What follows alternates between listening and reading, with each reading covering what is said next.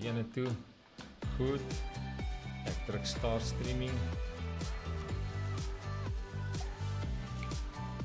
Ok, nou Rinus, kyk of hy deur hardloop. Daar is hy, ek sien nou lewe.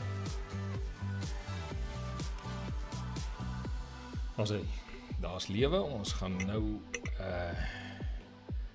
in 35 sekondes is ons lewendig.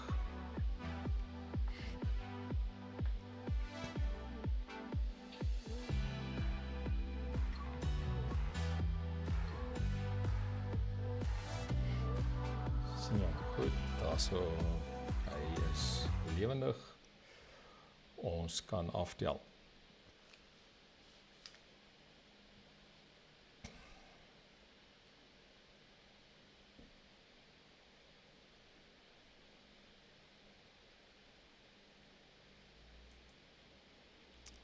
Dan sê hy, welkom by Boermedia.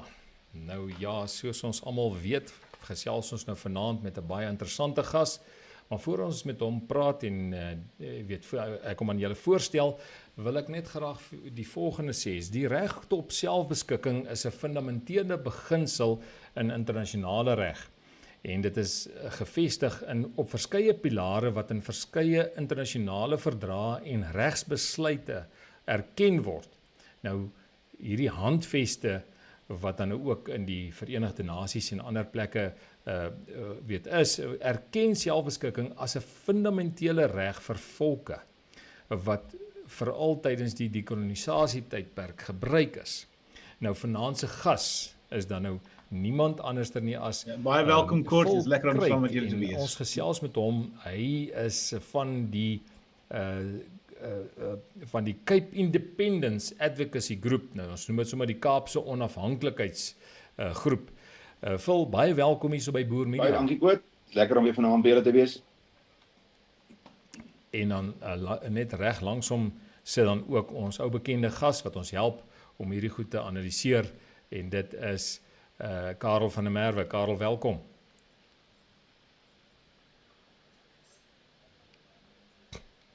Dis mooi.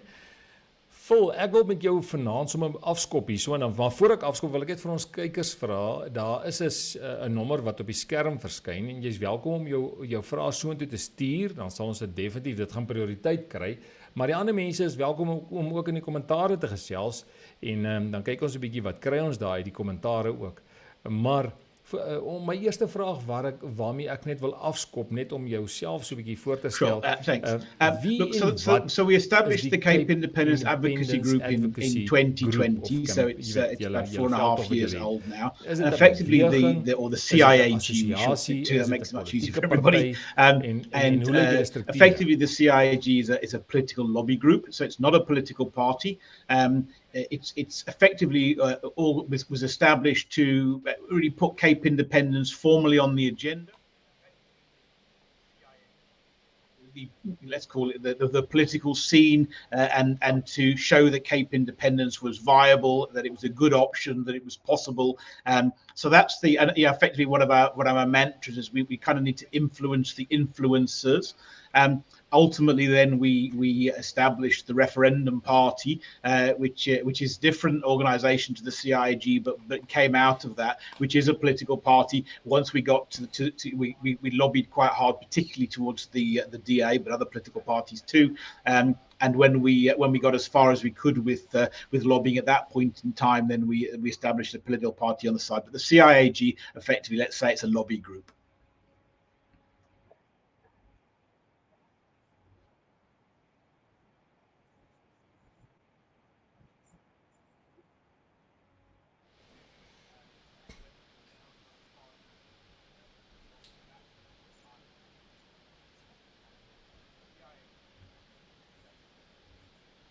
Right. Karel, net so om vir jou te vra, jy het nou veral vir hulle dis glad nie vreemd vir Suid-Afrika en spesifiek is ook nie vreemd vir die Wes-Kaap nie. En vir Kaapland in 1910 van daai tyd af is daar al 'n baie sterk kulturele omleining aanwesig in die Wes-Kaap. En ek verwys spesifiek naar minister John X. Merriman, wat in 1910 geweldig ongelukkig was oor die Suid-Afrikaanse wet van 2009, wat in die Kaap aanvaar is, en die Kaap moes deel geword het van die Unie van Suid-Afrika, en dit het baie ongelukkigheid veroorsaak. Nou, as 'n mens bietjie demografies gaan kyk, dan lyk die Kaap vandag omtrent so tussen 68 en 70%. Lyk omtrent dieselfde in terme van demografie, dieselfde populasies as wat ons in 1910 daar gekry het. Met 'n klein bietjie 'n verandering wat van daai tyd af plaasgevind het tot nou toe. Maar dit wat in 1910 gevestig is, was 'n liberale ethos wat John X. Merriman wou beskerm het, 'n nie rassige inklusiewe politieke bedeling, en hulle het basies gestaan vir 'n autonome Kaap en was baie ongelukkig dat die Kaap deel van die Unie word. En dit het die grondlegging geplaas vir manne soos William Ritchie se separatistiese beweging wat in daai tyd na vore gekom het en ook die separatistiese beweging van die grond af gekry het en geadvokeer het vir 'n secessie. Na dit kan jy ook verwys, dis nie die Kaap nie, maar in 1960, na die referendum, republiek, referendum was die enigste provinsie wat nee gestem het teen die republiek in 1960.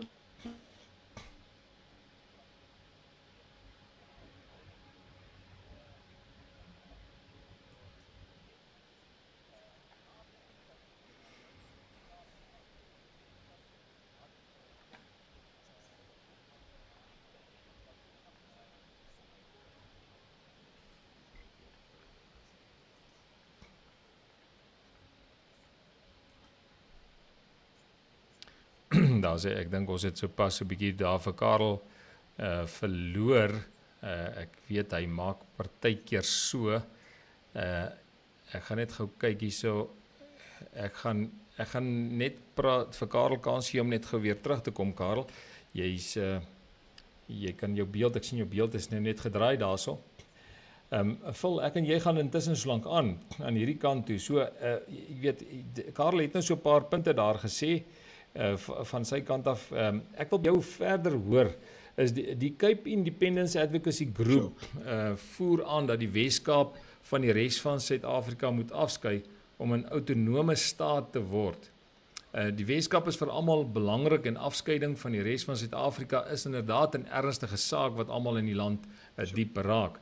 Hoekom wil die Wes-Kaap dan nou afskei of onafhanklik word? Well, look, I think Carl was there busy to give a great history lesson into the Cape and its different values, and I'm really grateful that came out, because a lot of people are not aware how far back this actually goes. And ironically, what is at the heart of Cape independence?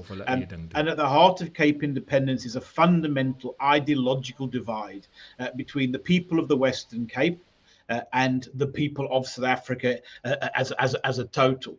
And how do we see that? Well, we can see that in election results from 1994 onwards.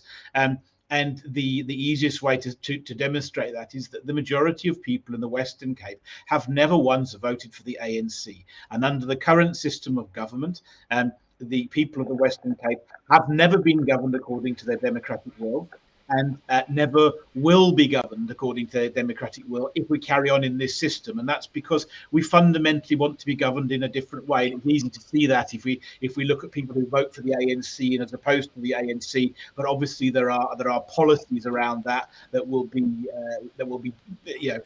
specific. So fundamentally, what have we got? We've got a people of the Western Cape who are not being governed according to their democratic will. And they're never going to be governed according to their democratic will unless they break away from South Africa to form our own country, where effectively the policies and the government that we vote for in the Western Cape then is our government, and that government enacts the policies that we voted for, as opposed to us being forced into the policies that we didn't vote for, we voted against. But because the people in the rest of South Africa, the majority of them voted for those policies, then we get stuck with them despite the fact that we don't want them. So effectively, it's just democracy. We want to have functional democracy. We want to be governed according to our will, because if we are, because obviously that South African government has been an absolute disaster, and things are going down the pan in South Africa, and we're getting taken with it, even though we voted for something completely different.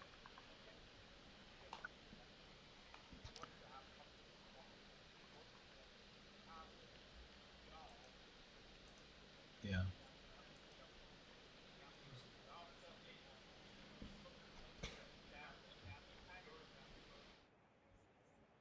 Ja.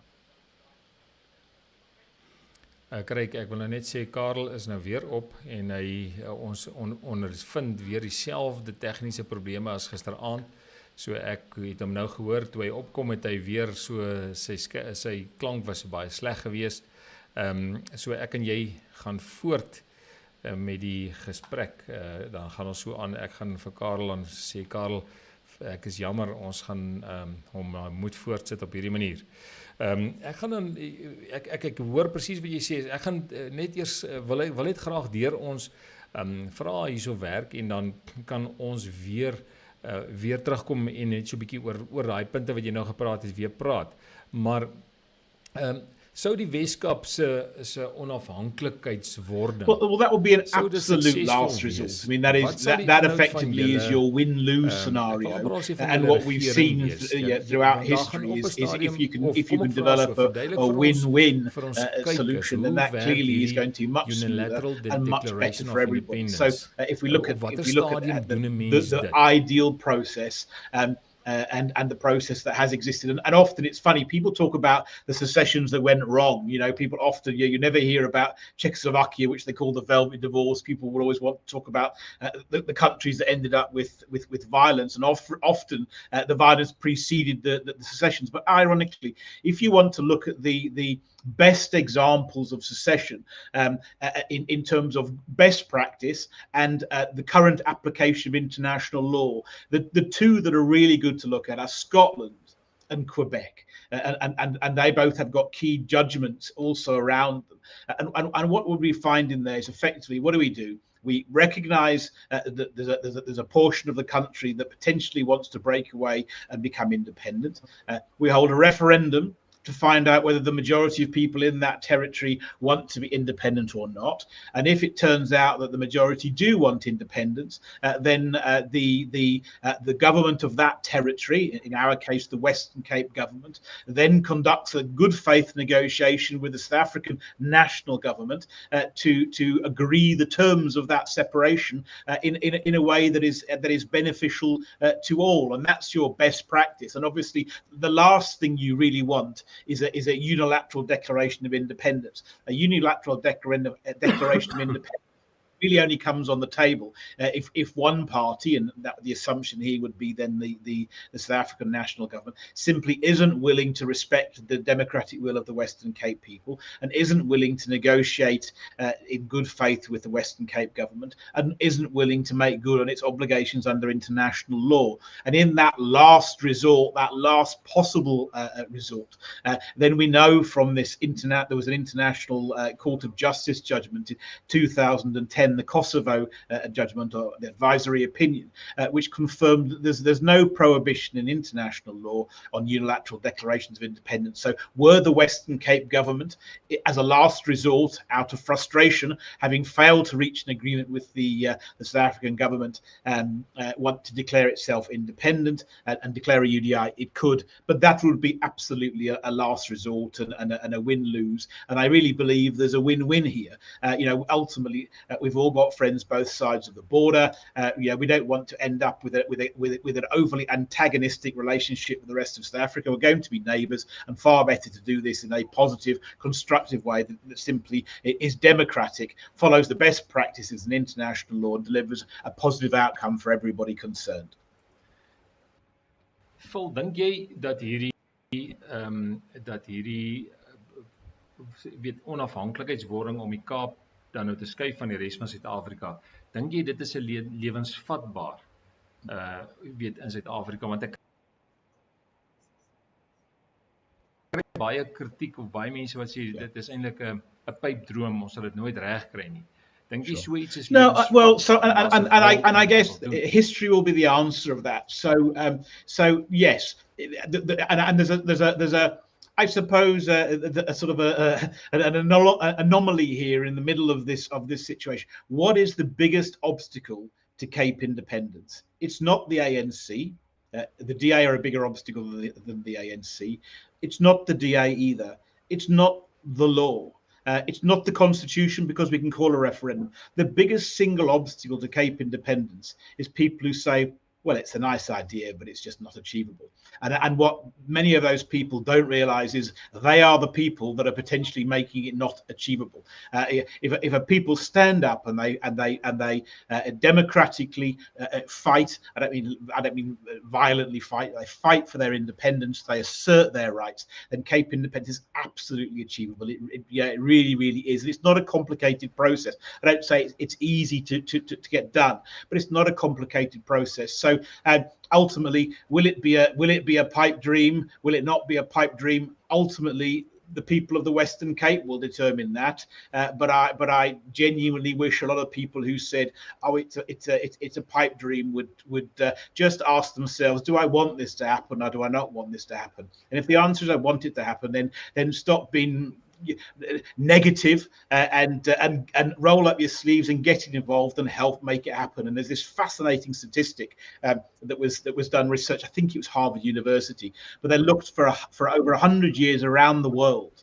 And said what happens for really sort of radical change, the sort of change that we want. And what they said is there's never ever been a single example anywhere in the world where 3.5% of the members of a population got actively involved in a cause and didn't achieve it. There was 100% success rate. So if 3.5% of Western Cape voters stand up and actually start fighting for Cape independence, sort of rather than saying it's a nice idea, it's not going to happen, then it will happen. If actually the majority of people in the Western Cape sit around saying, well, it's never going to happen, then ultimately it'll be a self-fulfilling prophecy and it'll never happen.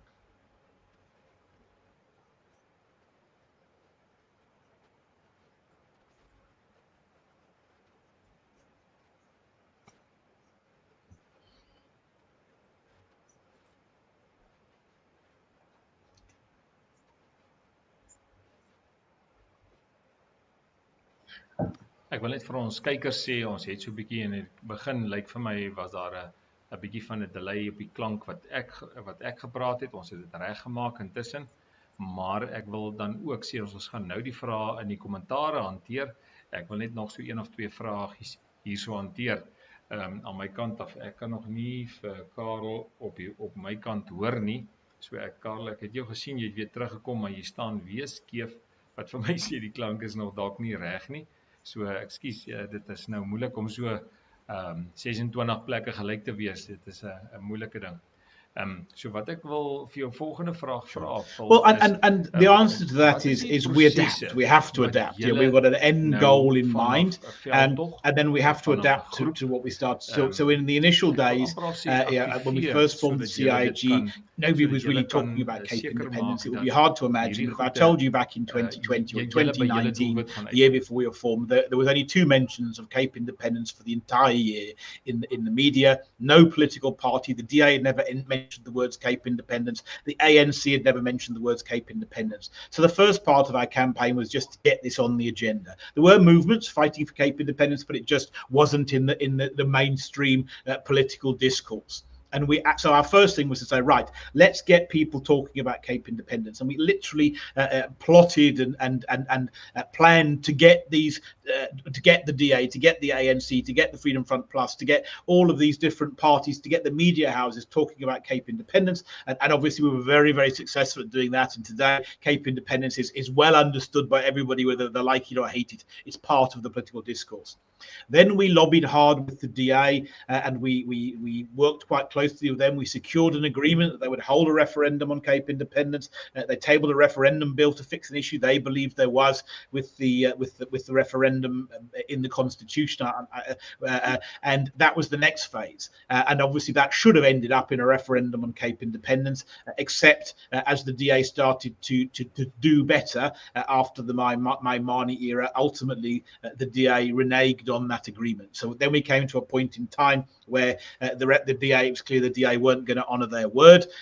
Then we put up a political party, said, okay, well, look, then we're going to have to force the DA to do that. And we put up the Referendum Party with the intention of trying to bring the DA below 50% in the Western Cape. And the Referendum Party and the Freedom Front Plus and Cape Exit, the NPC, signed an election accord. And our scheme was to get the DA under 50%.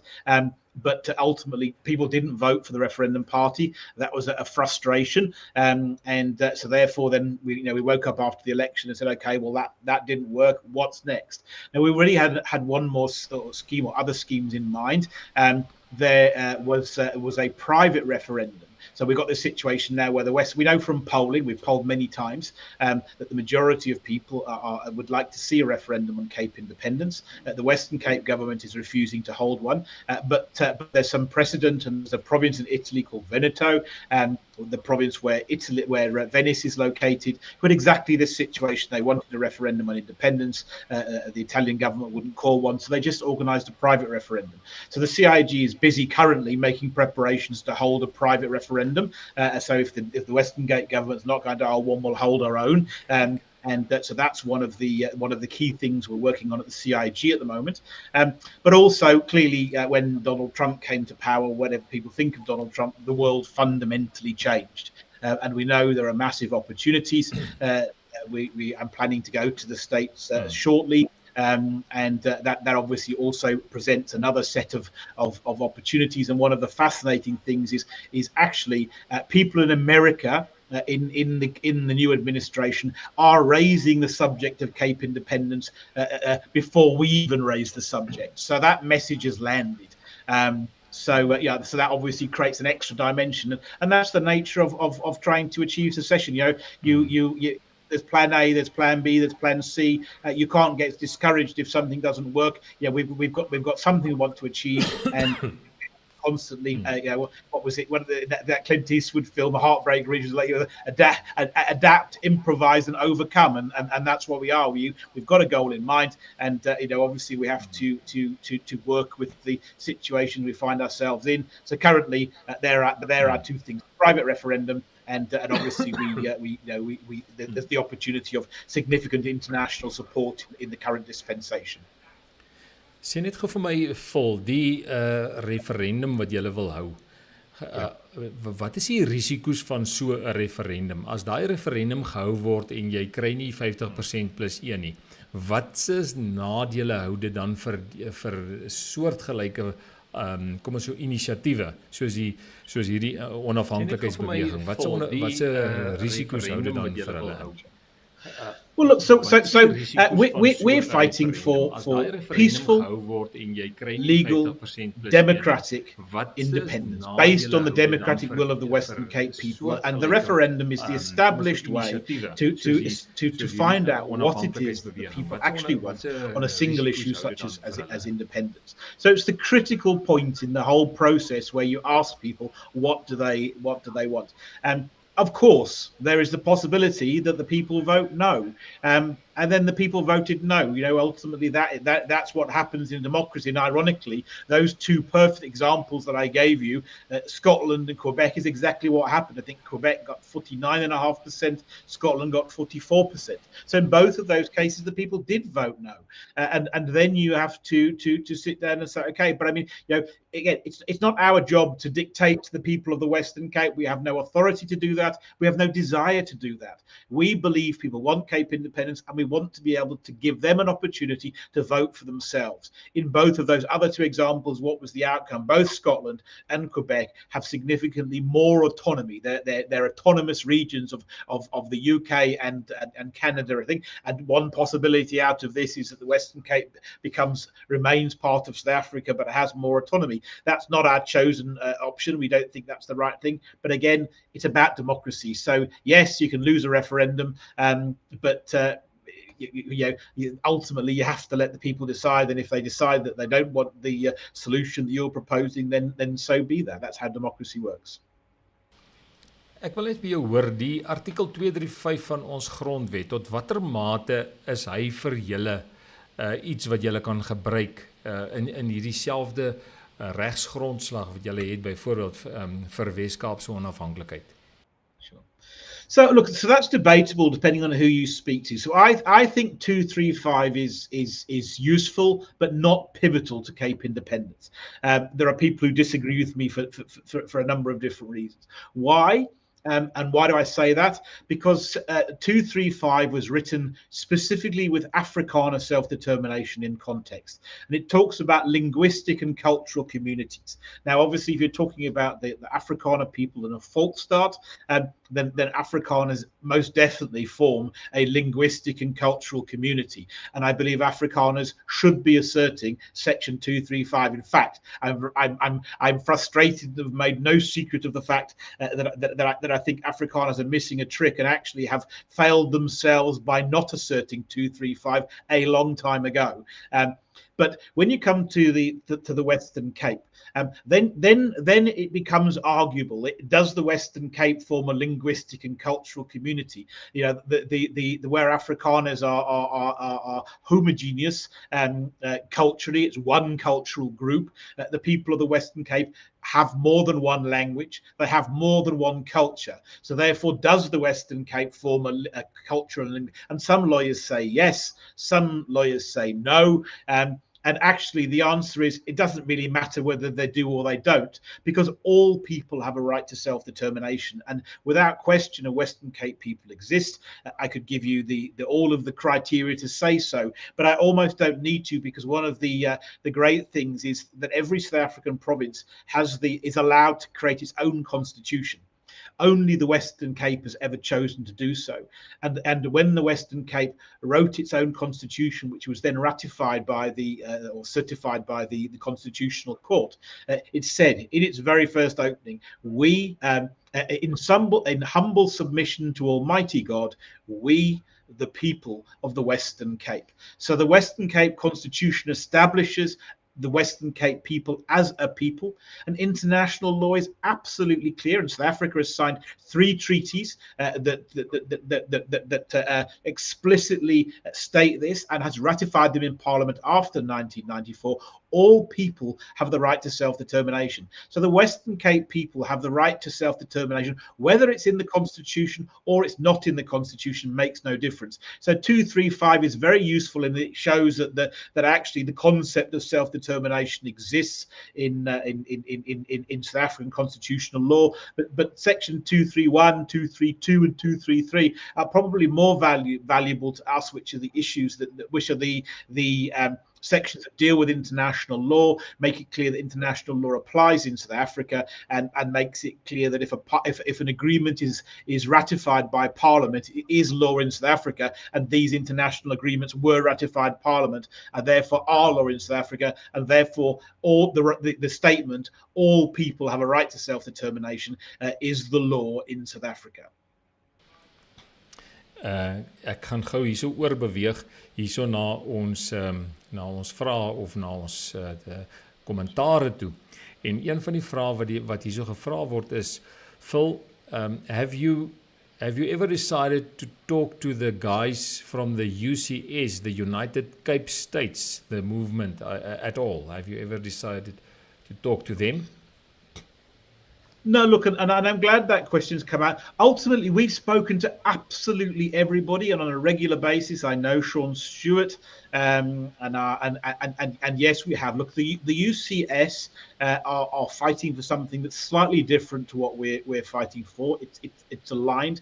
We are effectively fighting for something called civic nationalism, which is the Western, which is confined to the Western Cape, although we do see it broadening out beyond that, and it's based upon ideological affinity. It's based upon the point that the Western Cape people are voting for something different to how they're currently being governed. And it's all of the Western Cape people, white, coloured and black.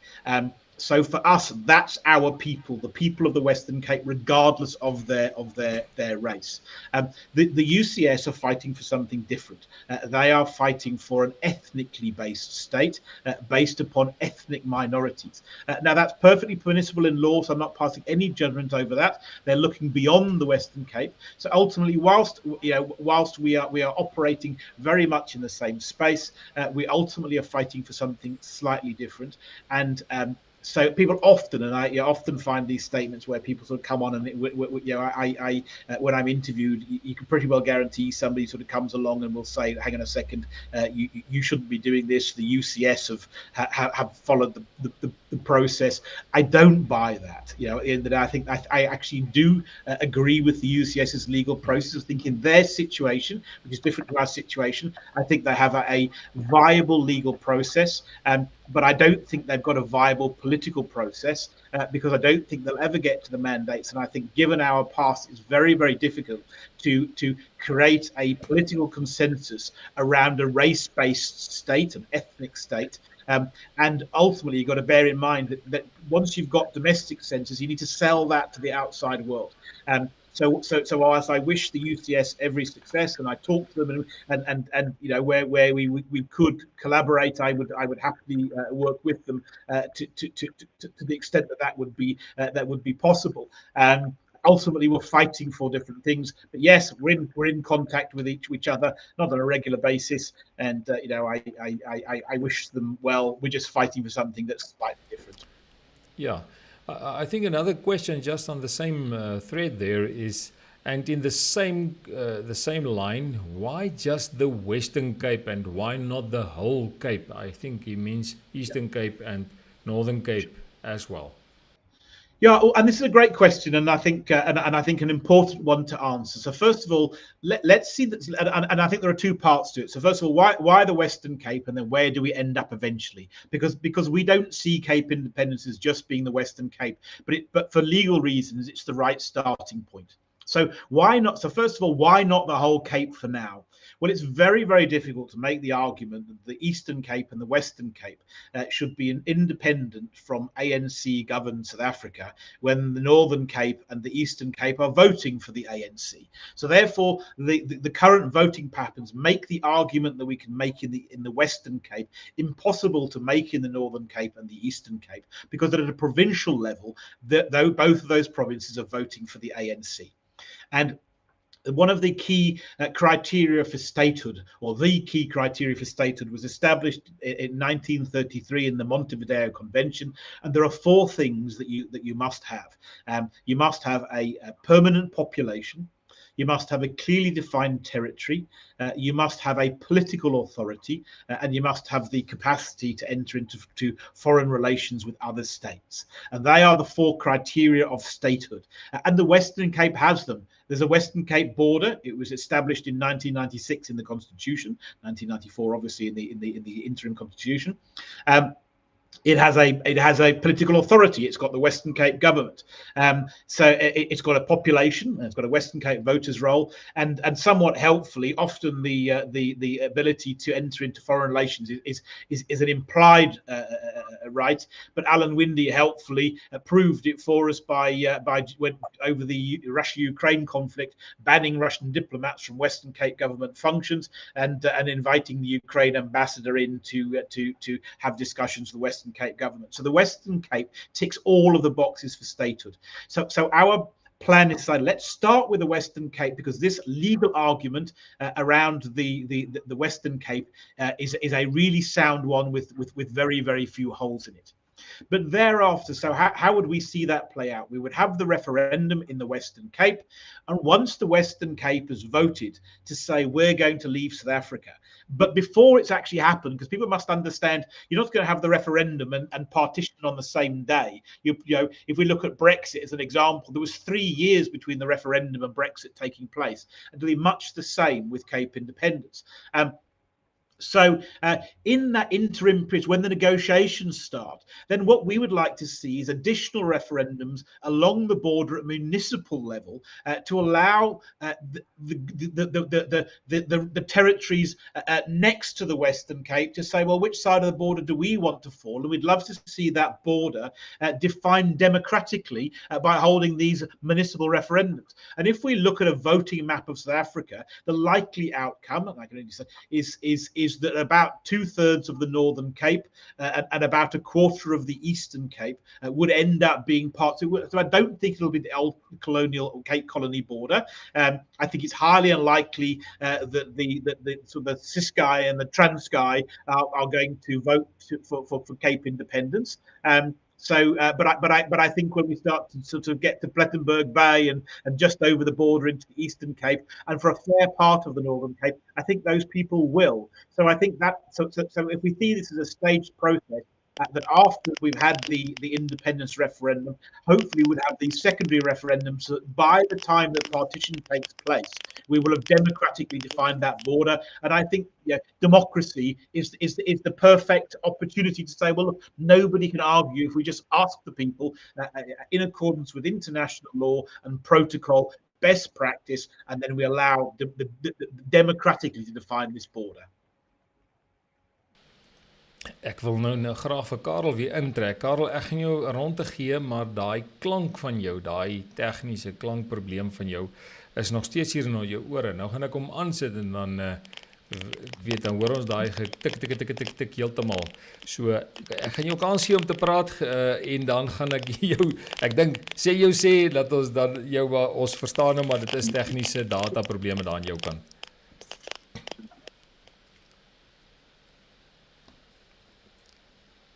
Jy kan maar praat, Karel. Daar sê nie, lyk my hy's weer af. Daar is ons weer vir Karel verloor. Goed, dit wil nie vir my lyk asof ons met Karel kan praat op hierdie stadium nie. Ek kan Phil gaan voort. Phil, ja, nou my volgende vraag wat ek jou nou, ek wil net gou hier so deur hulle werk en dan is hier so 'n paar weet ouens wat vra is baie Gautengers trek Wes-Kaap toe. Met ander woorde, is die antwoord vir ons mense uit Gauteng uit, is dit vir ons om Wes-Kaap toe te trek, of kan ons hier in Pretoria, Johannesburg se wêreld sit, of in ander dele van die wêreld, en kan ons nog steeds julle inisiatief ondersteun en betrokke wees daarbey of nie? Well, so I think both true. So this is a great question, and I'm really glad that it's been asked. So Cape independence, obviously, if you want to take part in Cape independence and ultimately you want to move there, I think in the last decade, 300,000 white people migrated from the rest of South Africa to the Western Cape. And ironically, it's those people that ultimately kept the DA in power. The DA had a majority of 154,000 voters in this last election. And in the last decade, 300,000 white people moved to the Western Cape. And for the first time ever, or recently since the DA came to power, the majority of coloured voters and the majority of black voters in the Western Cape didn't vote for the DA. So yeah, that's just a statistic. Make of it what you wish. So a huge number of Afrikaners are voting with their feet and moving to the Western Cape, and that's one solution. Obviously, I'm known for my work in Cape independence, and that's my primary work. It's my day job, let's say. But I'm an outspoken supporter of Afrikaner self-determination, and for other communities. I support Zulu self-determination, and I support the right of all people to self-determination. And I think it's a critical principle. And I spoke last year at the AfriForum conference about Afrikaner self-determination. I'm speaking in a couple of weeks in Orania, so I think people must make their own choices. And I have a very good relationship with the Afrikaans community. For those that don't know, I'm married to an Afrikaner, and my own children are Afrikaans speaking. That's their first language. I communicate badly, as you've probably heard, but I communicate with my own children, my own biological children, in Afrikaans. So yeah, I'm very pro-Africa, and I have a huge frustration. I have a frustration that I think Afrikaners have been way too accepting. I understand why, given the past and obviously the sort of perhaps wary to put the head above the parapet. But Afrikaners should have claimed self-determination a long time ago. They need to get their act together. They need to claim self-determination, and I think different solutions apply in different parts of the country. Cape independence is possible in the Western Cape. It's not, Gauteng independence is not possible in Gauteng. So therefore, you have to look at other options. But I do think that other forms of self-determination can and should be activated by Afrikaners, and I think if there's an aspiration amongst the Afrikaans people, and I say if because we should find that out in a referendum for a Volksstaat, then that's something that should be pursued. Now, obviously, you've got this huge issue with Afrikaners that they're dispersed throughout the country. So a Volksstaat right now is not deliverable in South Africa because Afrikaners aren't all in one place. But if that's the aspiration, then there are models, and I'm not going to necessarily get into them now. But I've sat down with key figures in Afrikaner civil society and said, look, here's my 2 pennies worth. Here's a solution that I think would allow Afrikaners to move towards a Volksstaat, territorial self-determination over a generation of 2, and it would be a sensible way of creating a safe space for Afrikaners. And I think that runs alongside Cape independence. So for my mind, it's not one or the other. Both should be happening. For example, I am a big defender of Aranya. I think it's really important. I think he does great work. I think it's a fantastic example, but I don't want to go and live there. I like multiculturalism. Actually, one of the things I love about the Western Cape is I love the coloured people. I love the black people. I love the cultural integration. And I would feel something was missing from my life if I went and lived in Aranya. But that doesn't mean that it isn't the right solution for somebody else. And I absolutely defend and respect Aranya. And that's the whole point. We're all different. So I think Cape independence is a really important solution. It's something that we can deliver. It's really beneficial for all of the people of the Western Cape, the coloured people predominantly, and the white people, but also the black people. Whether the majority of them want Cape independence or not, they're going to benefit massively from Cape independence. But Afrikaners cannot leave themselves under this government that they absolutely despise either. I think both solutions must be pursued.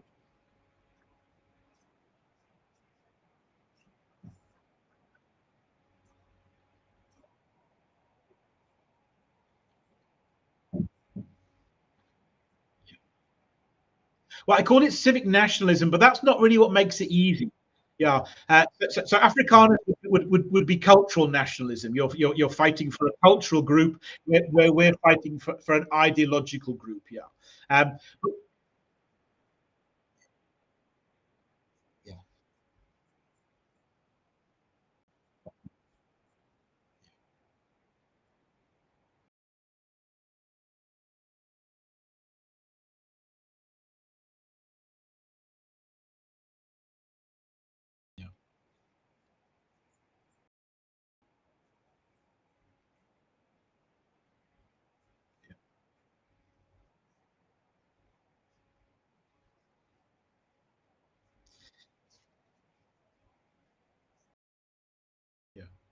Ekskuus, ek het jou so 'n bietjie gemis daarso. Die mense sê nou vir my, hier's nou weer geen klank hierso nie.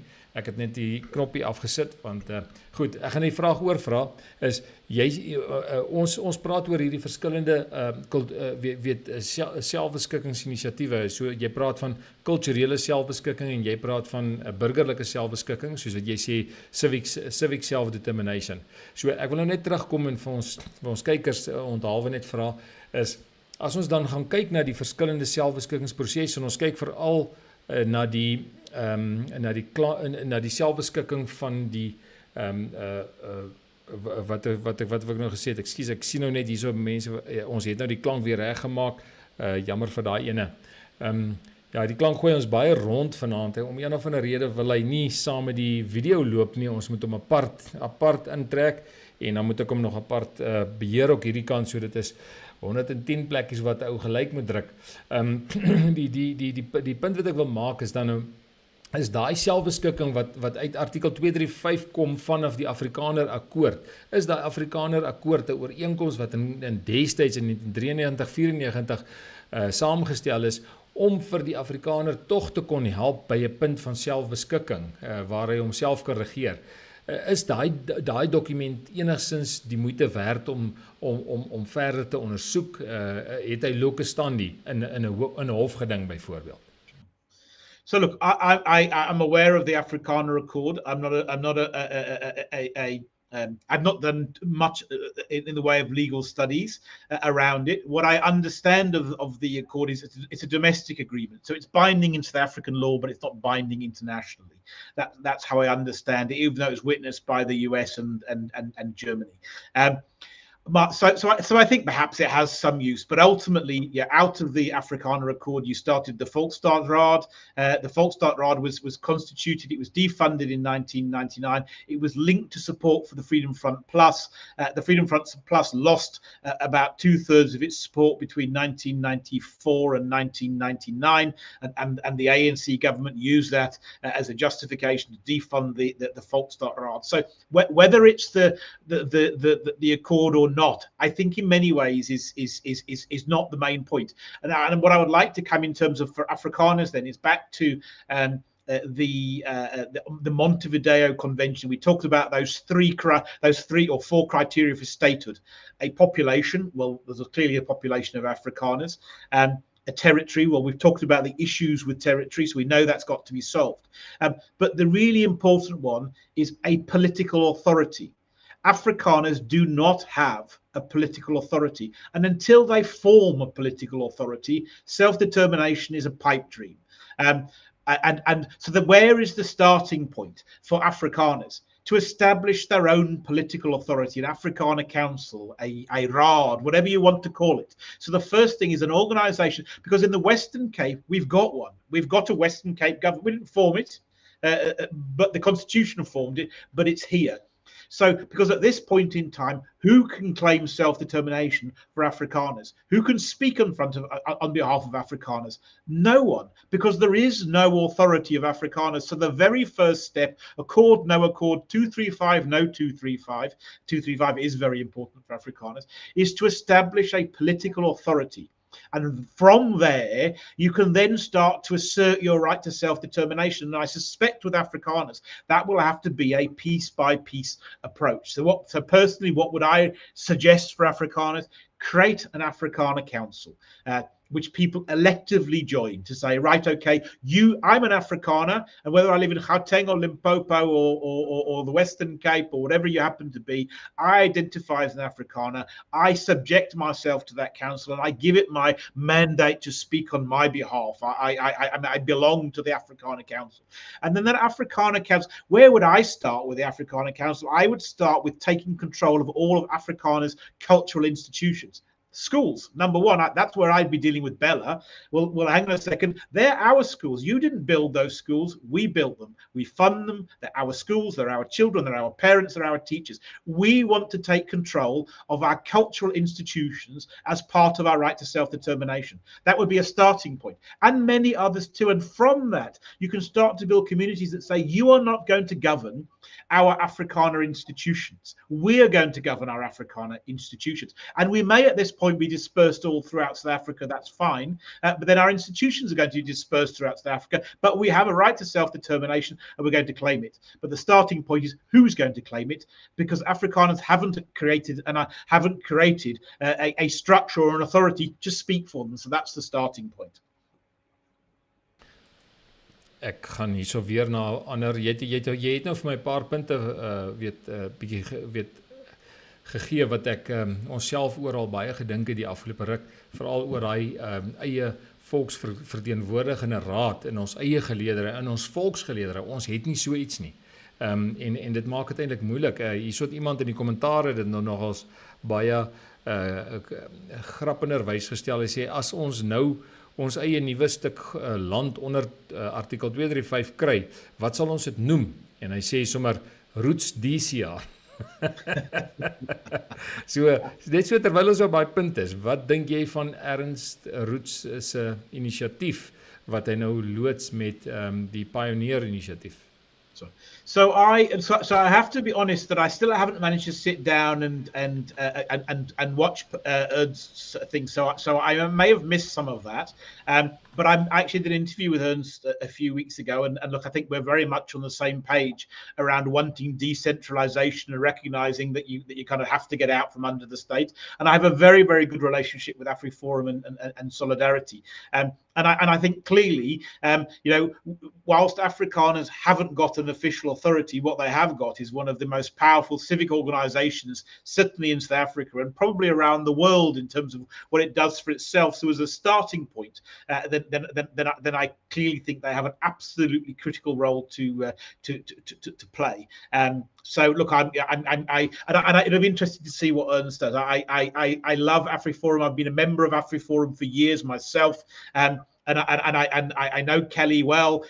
He won't be in the least offended if I say, I'm absolute admirer for them because I am who I am. Because Kelly says, Phil, with a smile on his face, you're a radical, and he's right. I am a radical. I would love to see AfriForum go much further. I would love to see Solidarity go much further. And if Ernst has left because he's going to go much further, then I'm a very happy man because I want people to push the boundary. But I think one of the things that I'm fortunate with is, it made no secret of the fact that I'm British.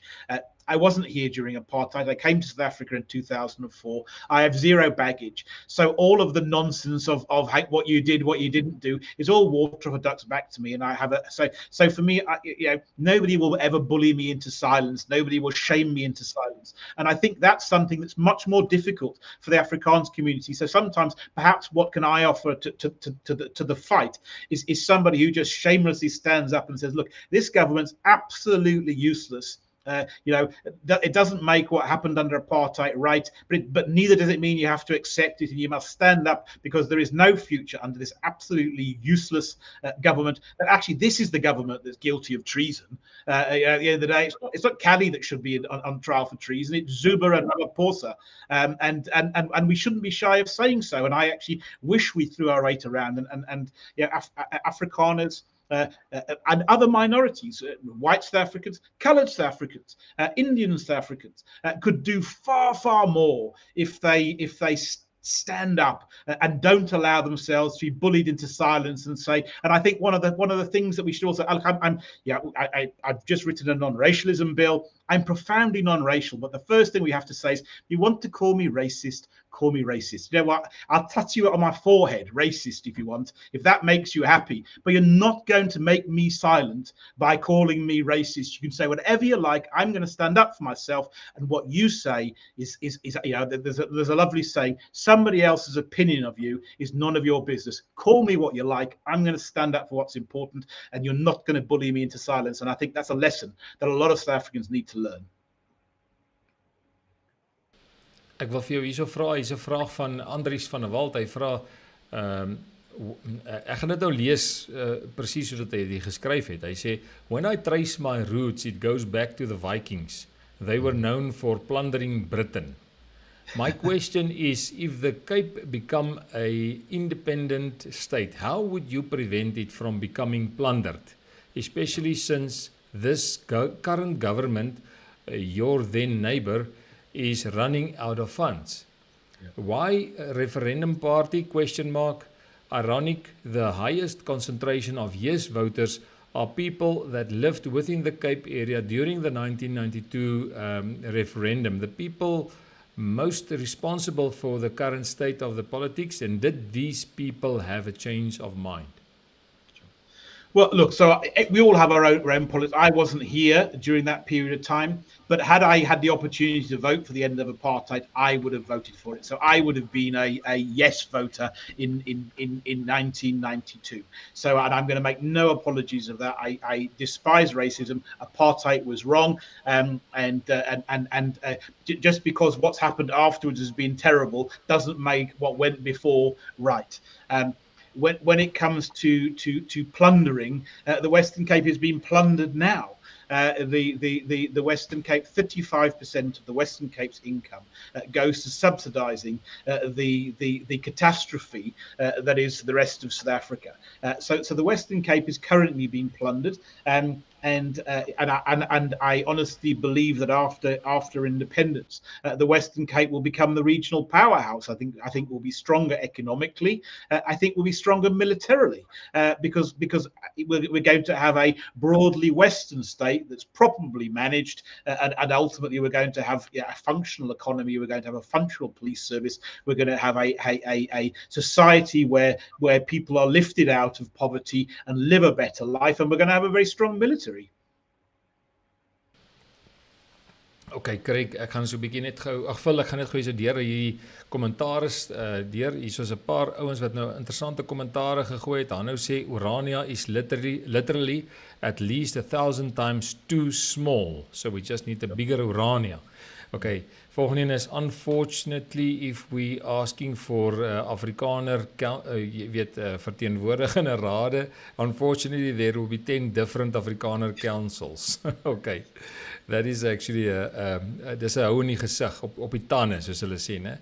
Unfortunately dan sê iemand anderster, Riek Hun sê, wat van werksgeleenthede in die Kaap kry, wat gaan die Kaap maak om 2 miljoen mense te absorbeer?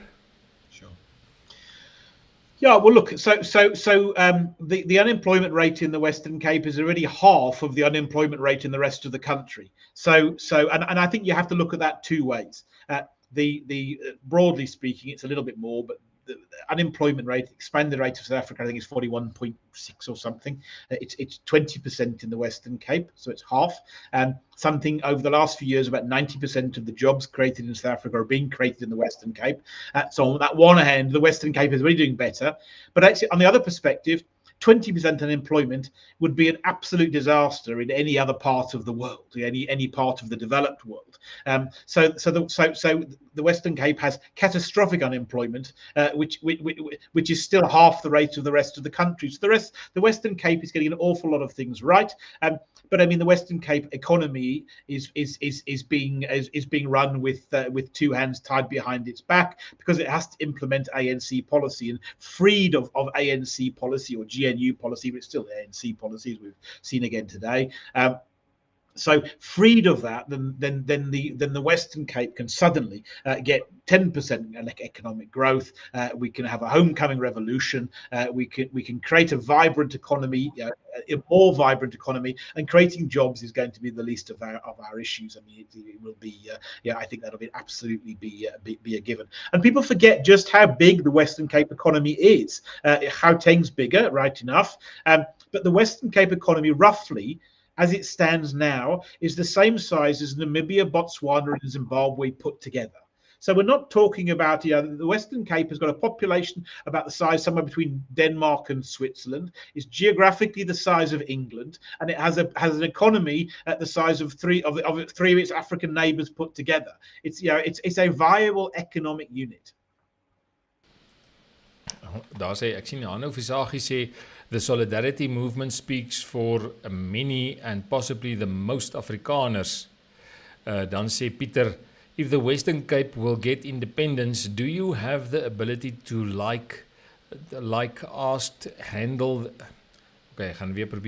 have the ability to handle the influx of about 2 million plus white people that will most probably want to get there?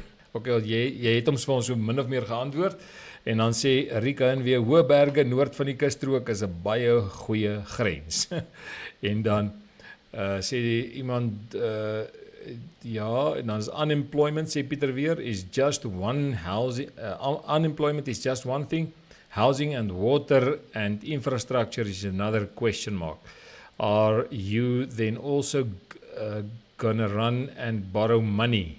Where will you get your money to start this? Sure. No, look, so often I have to answer these things at a general level. I'm clearly not a font of all knowledge and wisdom. I'm just an ordinary guy who decided enough was enough and stood up. But Of course, we're going to have to develop infrastructure. And I think one of the critical components of Cape independence is, let's assume we win a referendum and 51% vote for independence. Well, 49% are going to have voted no, and some of those will be vehemently opposed to Cape independence. So one of the really important things after Cape independence is that you very, very quickly have some real meaningful improvements in people's quality of lives, so that people say, look, you know what? I know I didn't vote for Cape independence, but boy, am I glad we got it. And I think there are some challenges. So obviously we'll need to expand our electricity supply. Although currently the Western Cape is generating all of its own electricity. We need to.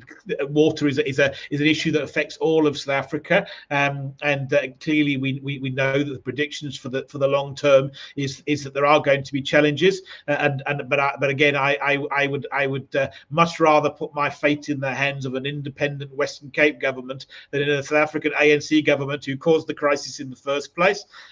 And housing is a fascinating one. Housing's absolutely essential, but people don't realise, and my part of my background is in property. People don't realise the extent to which the housing crisis is created by the South African government.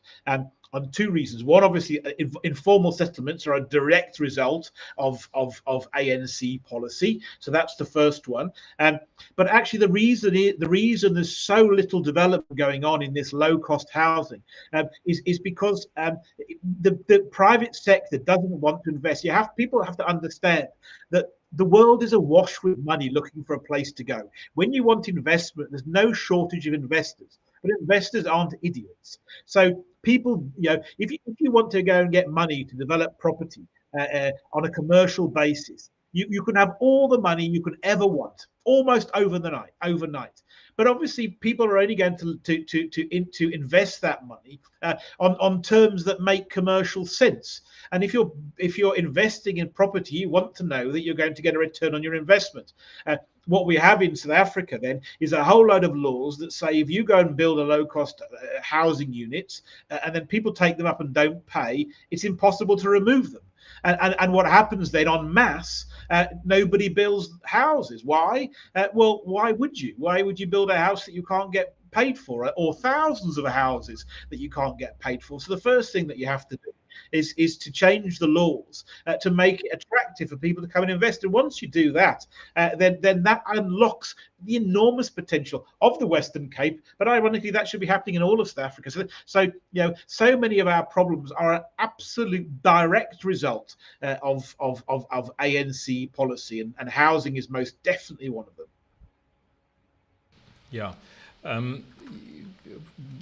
Phil, hier sit ek nou 'n ander vraag wat ek het, wat iemand nou vra is, as jy nou in Gauteng bly, would people from Gauteng have to apply for citizenship in the Western Cape once they have independence?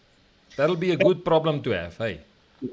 Yeah, it would. And look, and I think it's a fair question. And obviously we have to be fair. So one of the things that people have to understand all around, and perhaps it's not what people want to hear, there are rules under not international law, because that isn't a legal thing, but there are rules of how the game is played. If you look at the top G20 countries, they have the same set of immigration criteria. At the end of the day, what qualifies you to go and stay somewhere, what would allow you to become a citizen, and they're pretty well the same for all countries, although the qualifying period. So you clearly can't sit in the Western Cape and say, right, hang on a second, here we come, all white people can come and all black people can't. That would be entirely inappropriate. It's not the type of country we're wanting to build, but it wouldn't be allowable anyway. And we also have to understand that white people are going to be a minority in the Western Cape. The majority of people in the Western Cape, or the biggest group, will be coloured. The second biggest group will be black, and whilst white people will be less of a minority than they would in the rest of South Africa, they're still going to be a minority. So the notion that you can somehow have some policy that says, listen, all whites welcome is not how it's going to be. But obviously, the point is you want skilled immigration, and so think of it that we're going to be creating a broadly Western society, and we want people to share our values who will come. Yet we'll need skilled people. So it shouldn't be hard for people to get in. And then I think we'll have to look at some of the things. So now, obviously, I'm not in a situation to make policy for the Western Cape. There'll be an elected government, but I certainly would be in favour, much like ironically the American government is now doing, and saying, well, look, hang on a second, people of all colours in South Africa who are subject to racial discrimination will offer refugee status, or whatever you want to call it, in the Western Cape, because we definitely don't want to see people trapped outside of the Western Cape. Being subject to the race-based discrimination that we hate so much. But if we make that open to white people, we'll make that open to coloured people and Indian people too. And were black people being discriminated, we would do the same for them too. But clearly, obviously, policies are in favour of black people in South Africa, so that's not a thing. But I mean, we're fighting for a non-racial Western Cape. We hate race-based policy in South Africa, and we're certainly not about to enact race-based policies in the Western Cape. That's not the kind of society we're trying to build. Another question is, what's your view on identity politics? I think it refers to cultural and ethnicity groups. So I not really sure how to answer. Look, I think we're all individuals. I think that we have different views, and I think that's positive. I think we're stronger for that. I see nothing wrong with identity politics. At the end of the day, as long as that's conducted in a way that's fair and respectful of other people, and I think that's often what do I teach my children? I'm sure you teach your children the same. Treat other people as you wish to be treated yourself. So at the end of the day, am I ashamed that I'm white? No, I'm not. I'm proud of who I am. I'm proud of my whiteness. I'm proud of my Britishness. I'm proud of my connection with Afrikaans. I'm proud of my South Africanness. And all of those things. I'm proud to be a Stormers supporter. But they also want. Phil, I think you've just ruined this conversation. All right. Okay. There's another question here. Somebody asked me, do you know Nigel Farage? I've met Nigel Farage. Yeah, we went over. I think the end of 2023, and we met Nigel Farage, and so I don't know him well, but I met him, and actually I didn't know what to expect, but I really liked him when I met him in person. He was he was a really fascinating character, and we had a breakfast meeting there, and it was a great meeting. So the following up questions is, did you get some tips on how to do it? We asked for some tips on how to do it, so yes, we did. All right, I'm just going to, I scanned through some of the questions while I'm listening to you. I'm actually pushing my CPU, my own CPU speed here, unbelievable. Okay, and I'm just going to read it. So some might be out of context, or while you were saying answering previous questions. So people are saying exactly, he's an ordinary man. But he's doing extraordinary things. That's what Leila says. And then Rick says small modular nuclear reactors. I don't know what he meant by that. And then that is, Peter says, that is why the larger Cape province of old will be a better view because of water needs, food production and industrial development. Phil, remember, no man is an island. Think for a nation. I think, he's just saying that we must think for the nation. And then I say, I respect the effort, but join hands for a bigger resolve for all people that want to be part of this design. You UCS guys have done this, but like you, it is the will of the people. I think that one. Give me your view on the will of the people, because you ran with the Referendum Party, and you got how many thousand votes? much less than what you expected. So my question is, how do we get the people to have this will to go for independence? Sure. Yeah, look, and I don't think it's a lack of will per se. I think it's a lack of conviction and a lack of willingness. So you have to split out. So we've polled, and funny enough, we're polling again at the moment, so it'll be interesting to see what those results are. But the last poll we polled in 2023, and in 2023, 68% of people in the Western Cape favoured a referendum, and 58% supported Cape independence.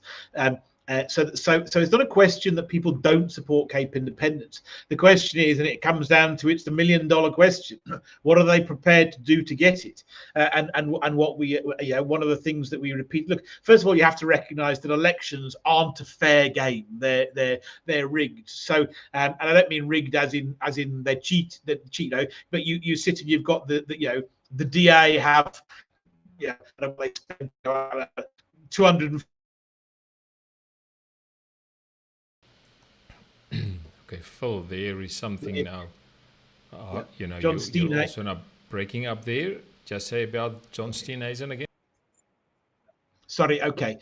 So if John Steenhuisen wants to write an article, the News 24 are going to put it on the front page. We joked the Referendum Party was 6 months old. We had a budget of about R1 million, which was kindly given us in kind. We did the best that we could. I often joked that you only could read about the Referendum Party in Afrikaans. The Afrikaans media were willing to cover the Referendum Party launched. Not a single English newspaper covered it. News 24 didn't run any articles on us other than when we ran our border stunt to call us racist. So you end up in a situation where you're doing the best that you can, but it's not a fair fight.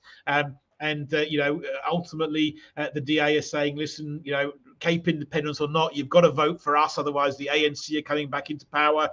We did what we could. I wish that people would have voted for us more, but you mustn't think that means only 7,200 unique voters. You mustn't think that means only 7,200 people support Cape independence. It means only 7,200 people were willing to vote against the DA, despite all of the propaganda that they were faced with, to vote for it. And it needed to be more. We were very clear. Look, if you want Cape independence, you've got to vote for it. And that at some point that's going to be the truth. But all we can do is put out the message. We can't force people to come to the party. But we must separate who you voted for in an election, which is over a whole range of issues, and whether you want Cape independence. And that's exactly why we have referendums. Because the whole point of a referendum is it's one question. It doesn't matter if you're a DA voter or a Freedom Front Plus voter or an ANC voter. You're not being asked to vote over a whole range of policies. You're asked to vote on one question. And there, if there's a referendum, I'm confident that we'll win it.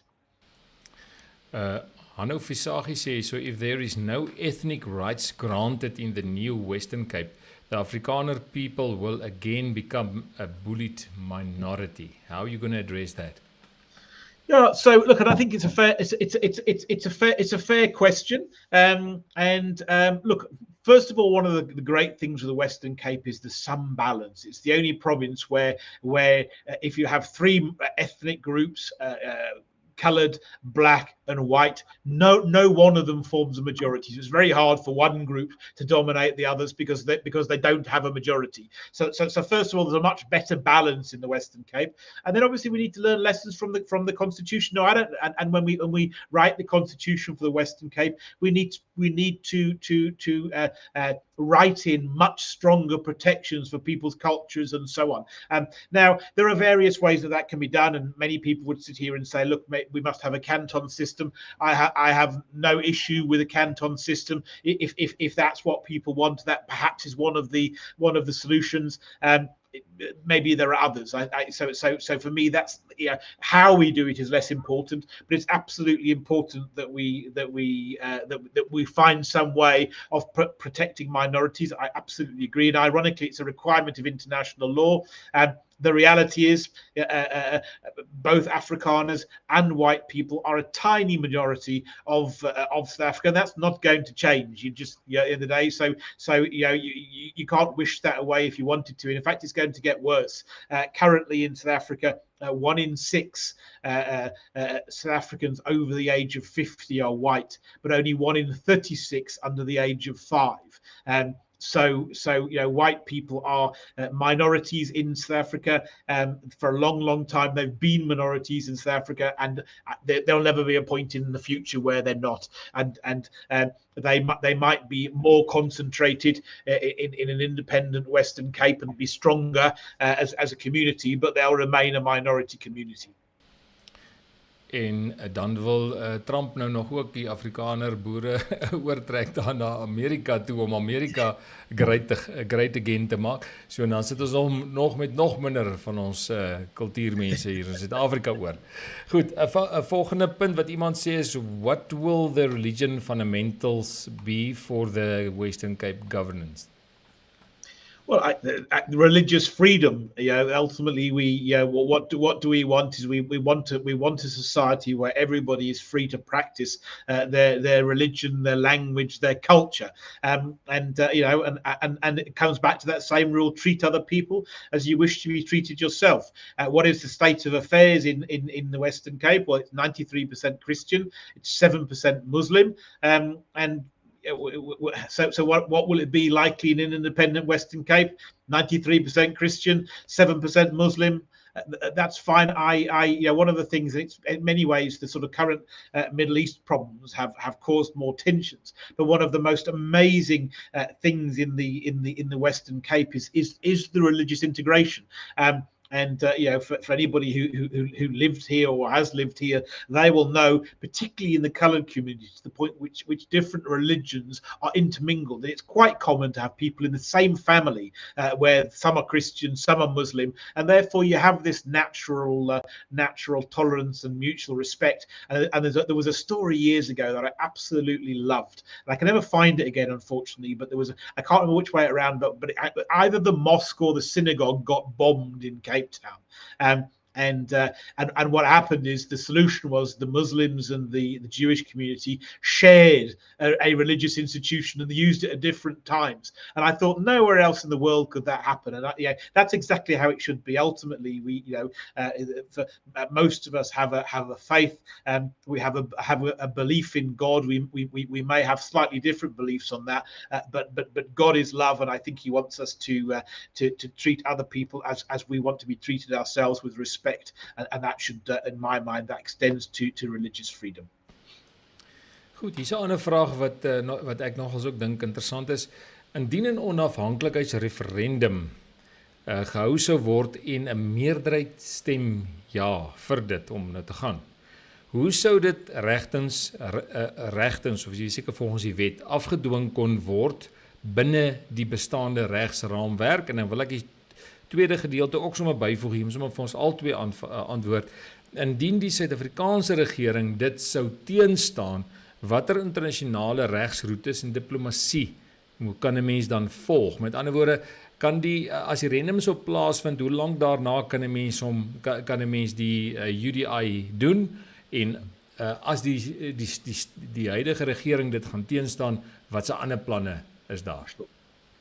Well, look, there's a really nice phrase, a section in the Canadian judgment, the Quebec judgment, where so let me give the context here. There was an argument in Canada. There's a referendum in Quebec. The referendum's taking place. Both sides accept that and are accepting of that. The Quebec government says, if we vote to leave, we're leaving the next day. And the Canadian government says, no, you're not. And it went to the Canadian Supreme Court, and actually even the outcome was contested. But in that judgment, which was a really, really pivotal judgment, and they had a whole lot of experts from around the world brought in as friends of the court. So really, it was an interpretation of international law. And what they said there in that thing was two parts. There's a really important paragraph, and it was split. So first of all, it said, Quebec can't force the outcome of a referendum. It doesn't matter how many people vote for independence, your constitutional rights to have the referendum can't be divorced from your constitutional obligations to Canada. So therefore, effectively, you can't wake up the next day and say, right, we've had a referendum now, we're just going to tell you what's going to happen. But then it goes on to say, but the reverse situation is also true. The Canadian government cannot be indifferent to a clear expression of the majority of the Quebecan people that they want their independence. What must follow is a negotiation where no outcome is predetermined in law. Then it goes on to say, look, you must look at minority rights, you must look at this, you must look at that. It says no one says this will be an easy set of negotiations. So there you have that sort of, that's almost things. So what happens after a referendum? The Western Cape government is now mandated by its people to pursue Cape independence. It must go to South Africa, it must negotiate in good faith, and ultimately think of the UDI, which is what people always want to go to, but it's not so easy. But think of that as the stick in the background. Ultimately, there is the ability of the Western Cape government to declare itself independent on its own terms as a last resort, remedial secession.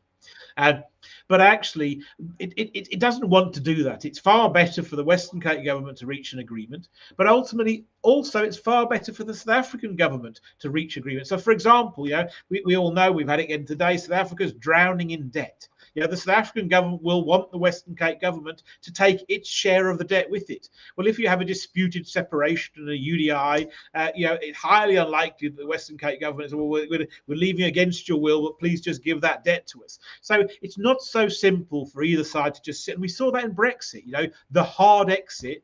Ultimately, it's easy at the start of the process where we say, we're just going to do this and we're just going to do that. But that's not the reality of international politics. So I genuinely believe that negotiation will be successful. A UDI wouldn't be necessary. It's going to be a difficult set of negotiations. But if both parties act in good faith, then you can get a win-win, and we should have a win-win, and something that ultimately strengthens all of Southern Africa. And I think it would be fantastic. I mean, imagine having a Western Cape growing at 10%, pursuing the policies that we all know South Africa should be practicing. And imagine how hard that then becomes for the South African government to say, apartheid. It's like, well, the Western Cape had apartheid too, and we can grow at 10% because we're pursuing the right policies.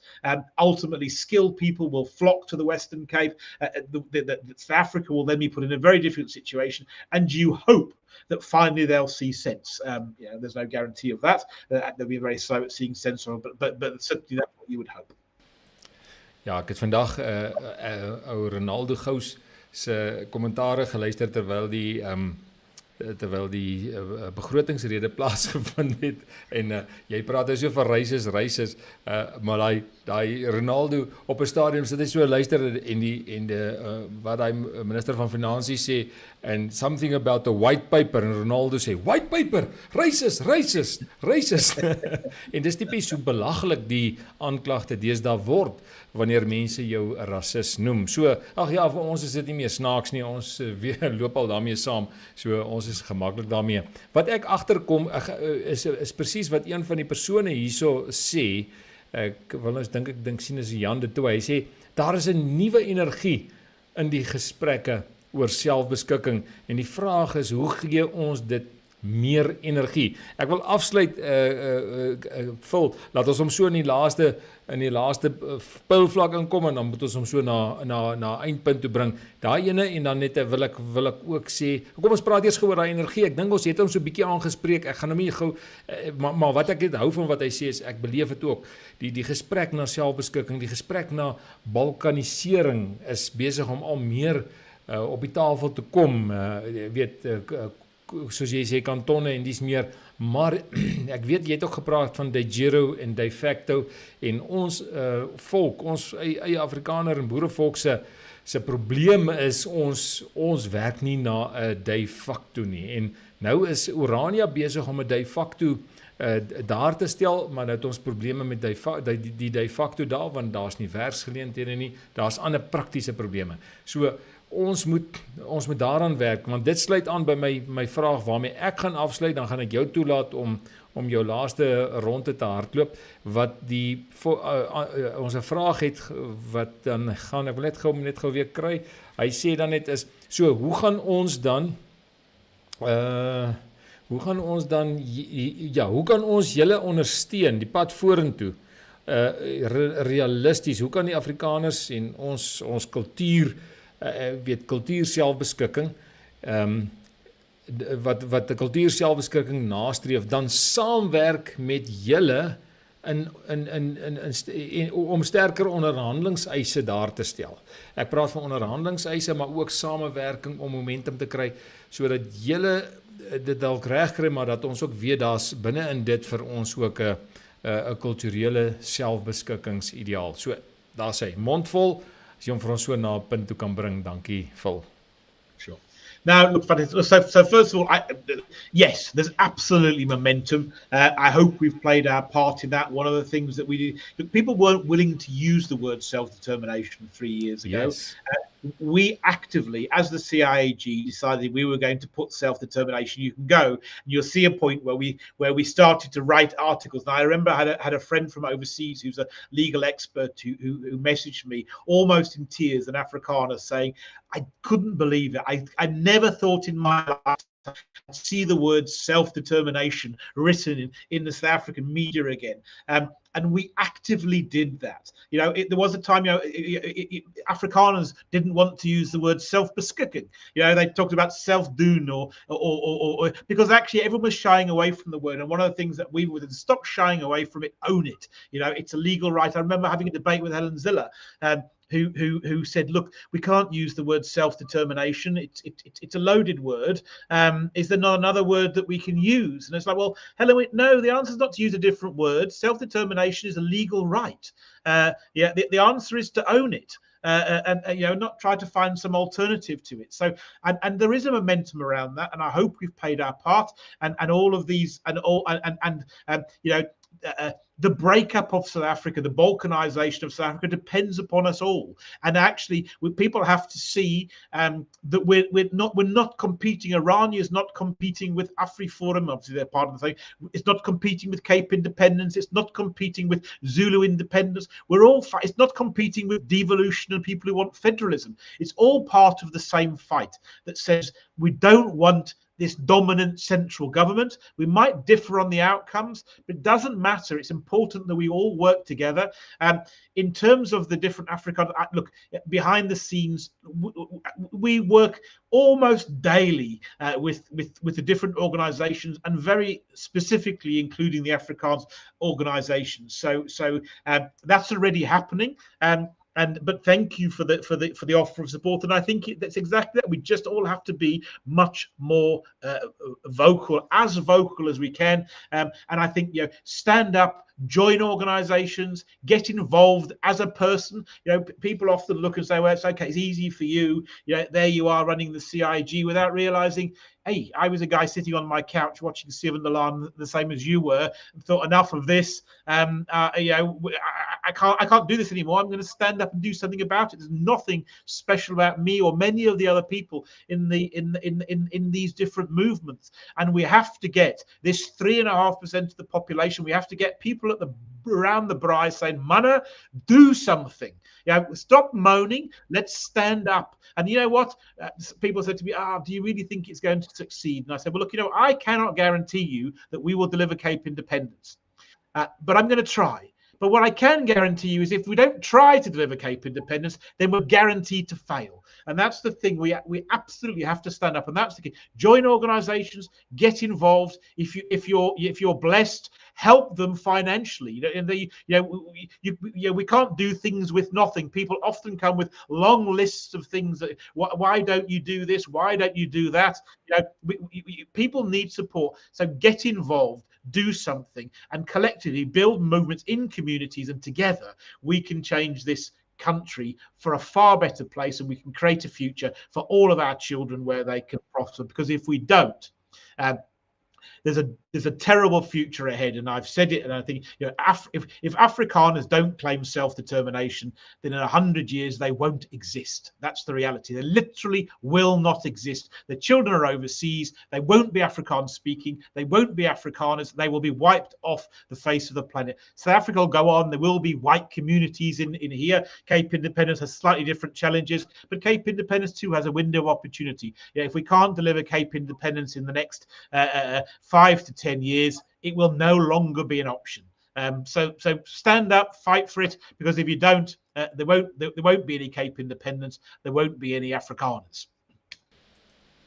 Ja, jy het nou 'n paar harde houe geslaan hier op die einde en dit het seer getref hier op die tande, maar ek wil vir jou sê dit is inderdaad sekerlik waar dat as ons nie gaan opstaan nie, en ek wil vir ons kykers sê, jy weet almal wat kulturele selfbeskikking en of jy nou daai burgerlike selfbeskikking wil ondersteun, is ons het nodig om na die partytjie toe te kom. Ons het nodig om op te daag, ons het nodig om deel te neem.